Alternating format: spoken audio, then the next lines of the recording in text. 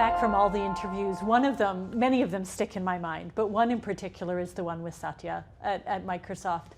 And I keep reflecting on why was it so striking? I think there were a couple of things in that conversation. One was the circumstance he stepped into, right? You mentioned founder-led before. He sees himself as the first non-founder-led CEO of Microsoft, right? And he still had Bill Gates and Ballmer sitting on his board looking over his shoulder. And so how did he step into his own sense of mandate and leadership?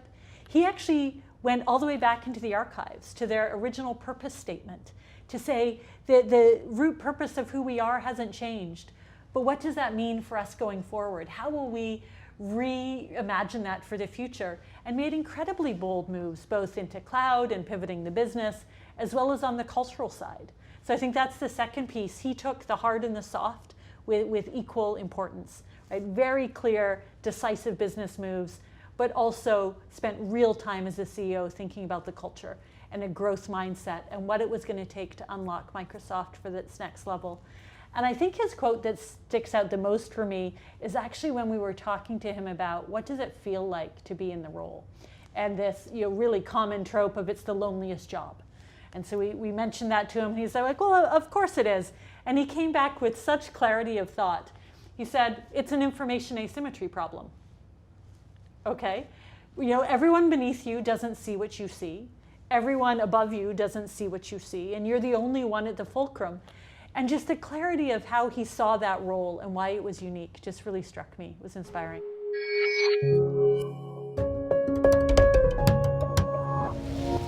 I really enjoyed the interview we had with Piyush Gupta from DBS. DBS is, by many measures, one of the most successful banks in the world. It's Singapore-based, and when Piyush Gupta took over DBS, it was, I think quite literally, one of the worst banks in Singapore. And what I loved about him is his initial vision was, why can't we be the best bank in the world? And he started to seed that a little bit. No one was having it. They just thought he was detached from reality. So he got them to believe that they could be, a good Asian bank first. Against our Asian peers, we're going to be a good bank. And they took an S-curve. They took a journey to do that, and they actually became the best in the region. And from there, they set their sights on how do we become the best in the world, next S-curve. And the uniqueness in the ways he took the board and the senior team on that journey, he took them on field trips to see what's happening in not just financial services, but how do digital companies run themselves? And he said, why don't we be a digital company who's in financial services rather than a financial services company leveraging digital? And that mindset shift that he was able to get in the company turned the whole company into, you're looking at all the major rankings, and DBS actually quite literally the best bank in the world. And then now they're setting their sights even higher in terms of what it means to bring joy to customers. It sort of becomes this abstract thing, because where do you go from there?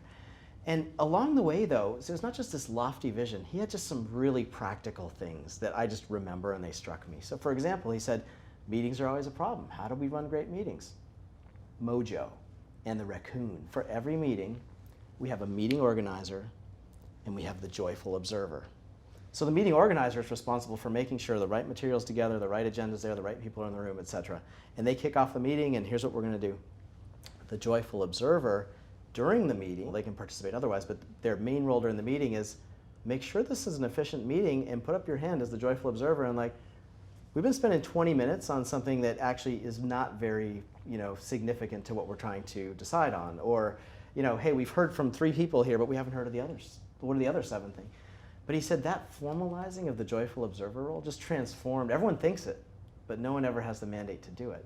And then as they're flipping through their decks, there's always in some page, you don't know what page it's going to be in, it's not in every deck, what he called the raccoon. And we said, what's the raccoon? The raccoon is basically to say, what are we not considering that we should be considering? And it's just a balcony moment for the team to say, wait a second, how are we potentially going down a groupthink path? Or how are we not taking into consideration some implementation or execution risks? Or in just those 2 promptings, and thinking, wow, you could apply that in every meeting tomorrow, and it would probably really help. That combination of practical tools, I found that really inspiring.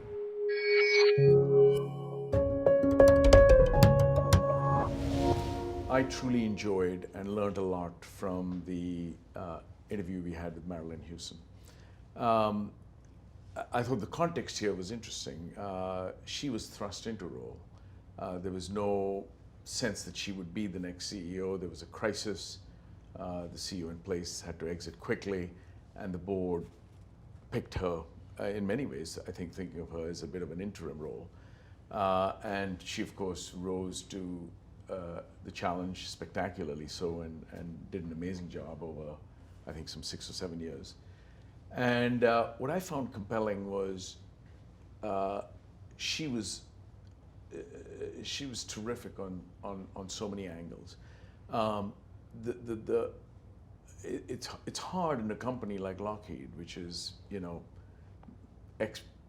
something well north of 90% of its business with one government with a limited set of products. So, how do you come in here and really kind of redirect the strategy? And yet she did. She came in there and really kind of helped push the company to think more boldly about new businesses, into cybersecurity, new markets, broadening where Lockheed played, right?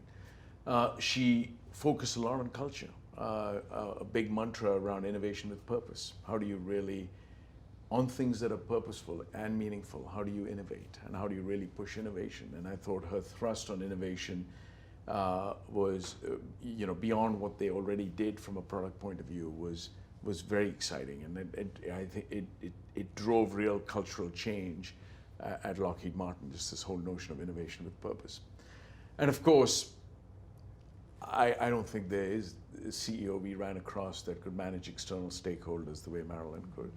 The ultimate story, of course, is when she happened to be traveling and she was in the Middle East. And then President-elect Trump tweeted out, "We're not going to pay as much for the F-35 as we have done. The value of the stock is down by $4 or $5 billion. And how do you react?" And of course, she did what teams are trained to do in crisis management. They dealt with that. But what she did was so much bigger than that, because she really went out and understood what the external stakeholders were worried about. What was President-elect Trump worried about? What constituency was he playing to? How did she have to handle that? What might other politicians be worried about and think about? She was amazing in kind of bringing that all together and eventually getting everyone to understand the situation, and then having Lockheed Martin work with them to get things in place. So I think someone who excelled at strategy, at organizational alignment, clearly built an exciting top team, and then this piece on external stakeholders, to me, was very compelling.